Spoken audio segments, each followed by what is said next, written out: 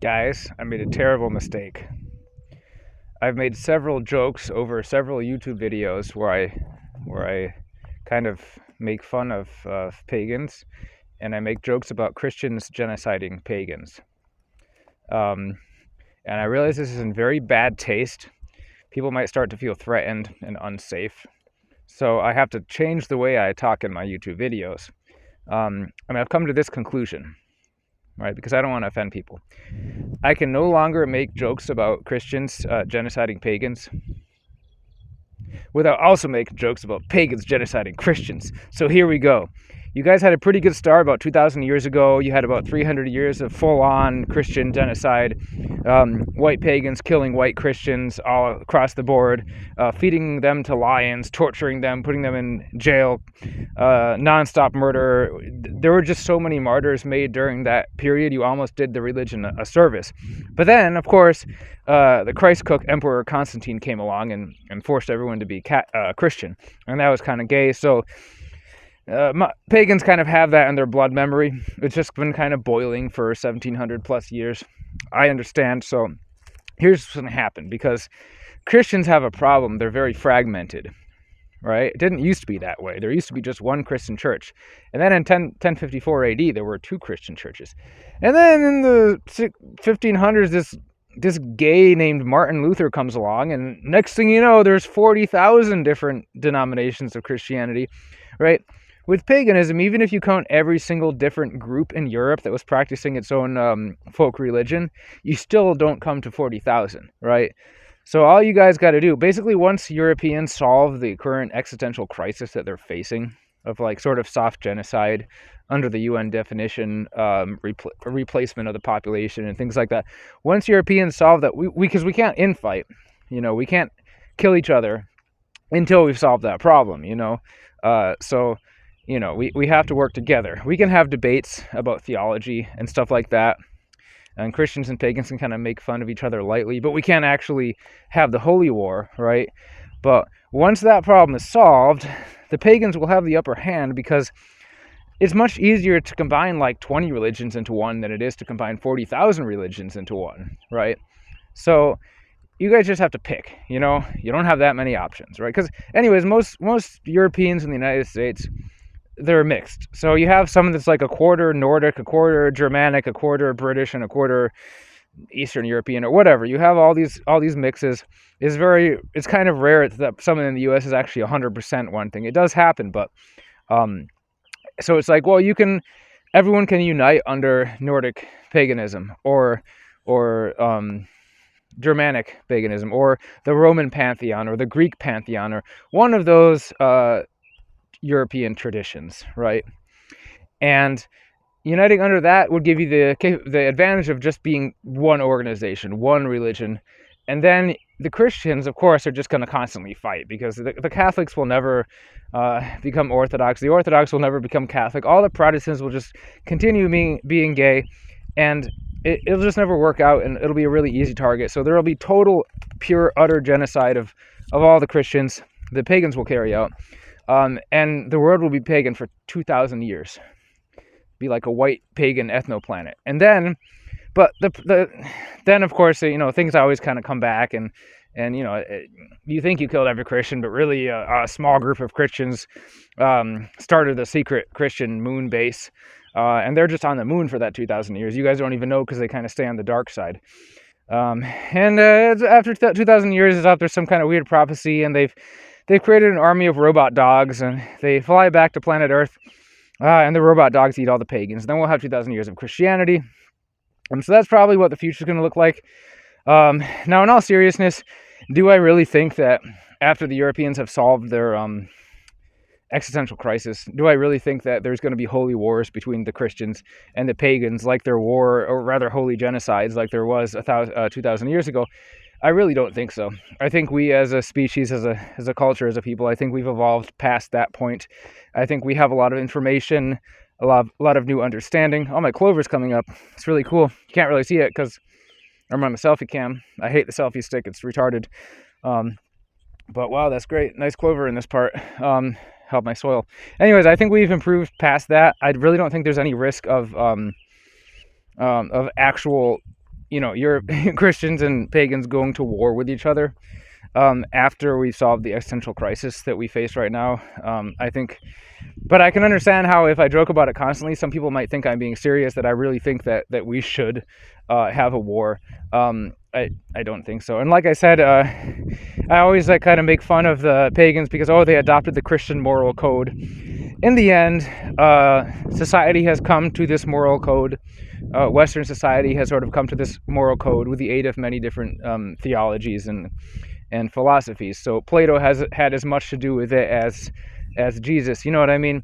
So it's kind of like that's not necessarily because of the Christian, but it certainly does help that Western people with different religions are going to be able to coexist perfectly fine because they're. Well, why did religions not get along in the past? Right. One, for example, when God commanded Joshua to genocide the Canaanites, right? That's that common example that people use of the Old Testament. Be like, oh, that was sus, that was cringe. That wasn't sus or cringe. The reason they were commanded to destroy every single Canaanite, every single last man, woman, and child, which they didn't end up accomplishing, but God wanted them to, was because of the incredible degeneracy their society had fallen into, and consider them to basically not be savable. They were burning babies alive. Like every family was required to burn one baby alive and stuff like that. They were straight up worshiping Moloch. So, they were really incompatible, right? If the Israelites had decided to live amongst them, it would have been, because you can't just see your neighbors burning babies alive and be okay with that, right? Now, with Christians and European folk traditions, which it's really a more proper way of calling it than paganism, right? We don't really have an incredible incompatibility in our beliefs and the way that we live. So it's not like if your neighbor follows a European folk tradition and you're a Episcopalian or whatever,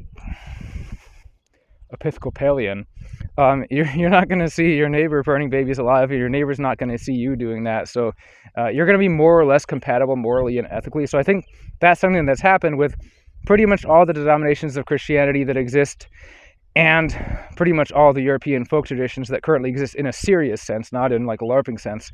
They don't really have incredible moral incompatibilities.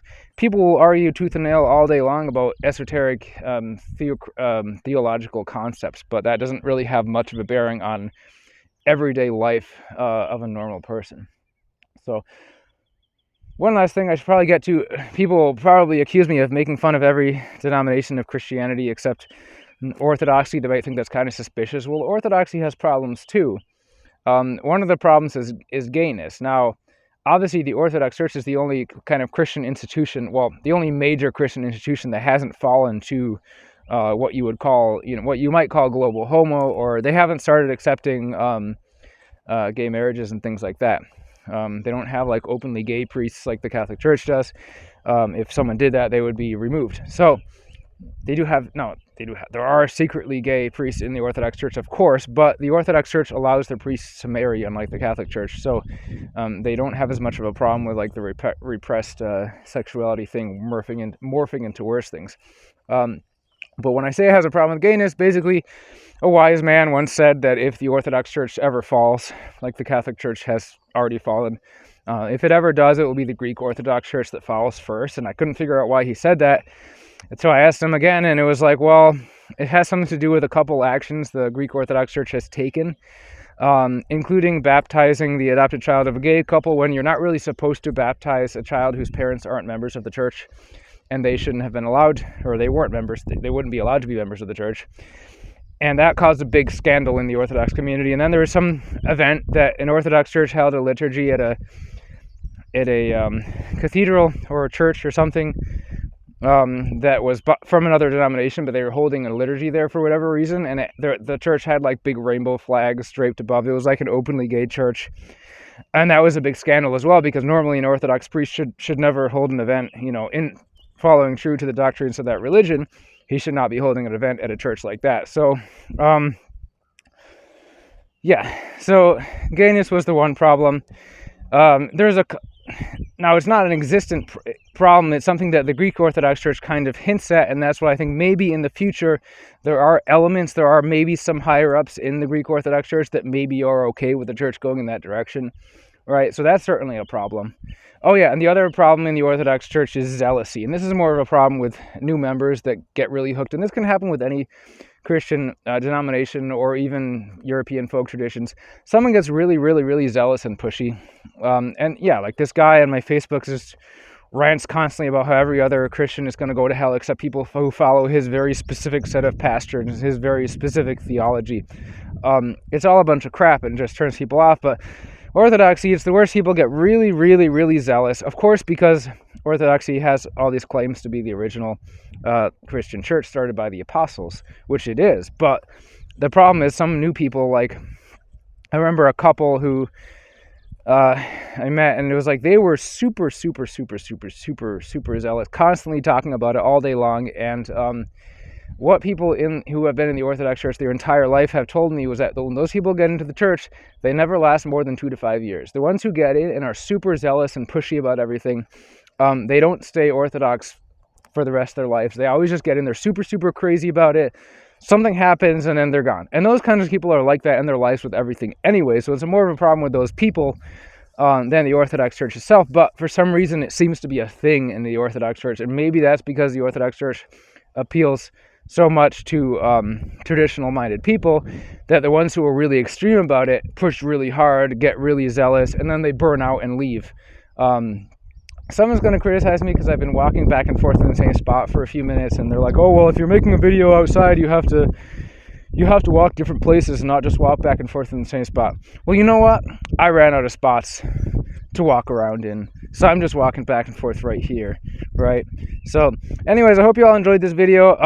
Hopefully the pagans and the Christians don't kill each other, but if we do, I hope it's something awesome like that, like 2,000 years of unadulterated paganism followed by the Christian moon base and the army of robot dogs. But really, it doesn't have to come to that because our moral values are very, very compatible. So yeah, I basically concluded that I can't, people will get mad. I can't make jokes about Christians killing pagans unless I also make jokes about pagans killing Christians. And there's certainly been enough of both in the past. You know, we had hundreds of years of pagans killing Christians and hundreds of years of Christians killing pagans. So we don't really want to go back to that. I think we've grown out of that. We stopped doing it. There's no reason we need to start again. If in the future I talk about it, I'm joking, but I'm going to make it more obvious that it's a joke. And like I said, can't make jokes about Christians killing pagans without also making jokes about pagans killing Christians. Have a great day, folks.